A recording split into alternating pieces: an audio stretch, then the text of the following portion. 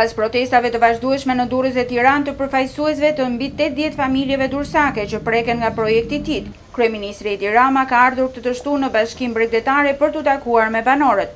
Në takimin e mbajtur në sallën e mbledhjes së Këshillit Bashkiak ishin të pranishëm rreth 30 banor, ndërsa shumë të tjerë të shoqëruar dhe nga eksponentë të partive opozitare, qëndruan për mbi 2 orë në shesh, ku nuk mungonin dhe pankartat larg duart nga pronat tona.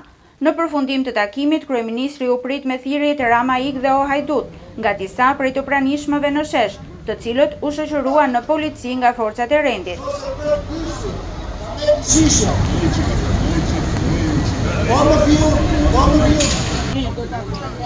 I pyetur nga Durrës Lajm se cili ishte rezultati i takimit, kreu i qeverisë ju përgjigj se do të rishikohen disa gjëra nga projekti, por njëkohësisht shprehu vendosmërinë se prishje do të kryhen. Për sa i përket problemit të vërtet, problemit të qytetarëve dhe të projektit, kemi rënë dakord dhe se si do të shkojmë përpara, qoftë me atë verifikim nevojshëm për disa objekte që janë objekte që mund të kenë vlera të trashëgimisë kulturore, qoftë me disa variante për shpronësimin dhe shpërblimin. Kjo do të jetë rruga.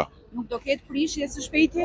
Jo, do ketë prishje, patjetër, projekti nuk do të ndalet, projekti do të zbatohet, por do të bëjmë një verifikim për disa shtëpi që janë trashëgimi kulturore, të pretenduara dhe njëkohësisht dhe janë një grup i vogël shtëpish që nuk kanë marrë regjistrimin në hipotek, pavarësisht se janë aty prej shumë vitesh.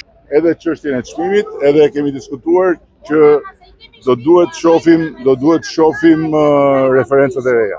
E ndërsa data 16 shkurt është afati i fundit, i vendosur nga IM të Durrës për lirimin e banesave në mënyrë vullnetare, përfaqësuesja e banorëve Entela Koja kërkoi nga Bashkia dhe Inspektoriati në fjalë anullimin e vendimit. Në fillim të mbledhjes na u tha i qartë që juve nuk keni alternativë përveç se të pranoni, pra projekti do bëhet. A nuk jeni për rishikim të projektit, nuk jemi, do prishet çdo gjë, do bëhet çdo gjë, ne jemi këtu vetëm për t'ju dhënë alternativa çmimesh, opsione strimesh dhe objekte ku mund t'ju strehojmë. Të treja u mbajnë deri në fund.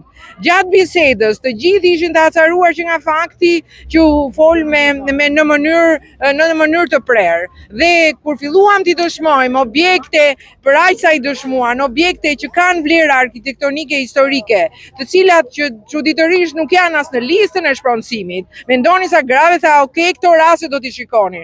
Pra i bjen që ata po rishikojnë diçka. Duhet të anulloj të gjithë letrat, të gjithë vendimet e IKMT-s në mënyrë urgjente, ose njerëzit pasaj do t'jenë bashkë në çdo godinë që ta mbrojmë. Po u anulluan ato, asnjë fjalë që u tho sot nuk ka vlerë. Pas këtij takimi mbetet ende e paqartë se cilat janë hapa që do të ndiqen në vazhdim nga institucionet shtetërore dhe nëse data 16 shkurt do të shënojë vërtet ditën e fundit të ekzistencës për shumë nga banesat që preken nga implementimi i projektit TIT Durrës. Unë me këta jam.